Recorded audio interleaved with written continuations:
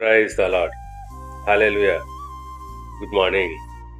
క్రీస్తునందు ప్రియులారా, ఈ ఉదయ కాలంలో మరొక నూతన వాగ్దానంతో మనము ఈ రోజును ప్రారంభించుకుందాము. ఈనాటి దేవుని వాగ్దానము కీర్తనల గ్రంథము 118వ కీర్తన 24వ వచనము.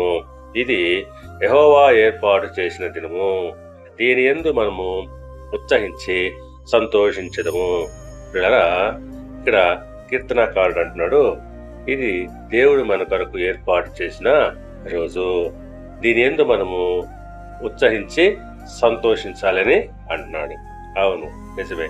దేవుడు మన కొరకు ఏర్పాటు చేసిన ఈ ప్రత్యేకమైన దినమందు ఆయన్ను స్తుతిస్తూ ఆరాధిస్తూ ధ్యానించాలి. దేవుని కృపను గురించి మనము ధ్యానించాలి.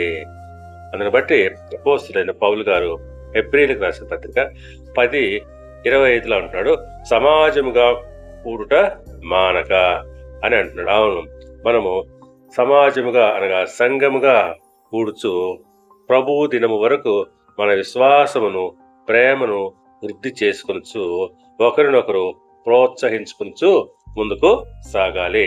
దేవుడు మిమ్మల్ని దీవించి ఆశీర్వదించి పరిధిల్ల చేయునుగాక. ఆమేన్.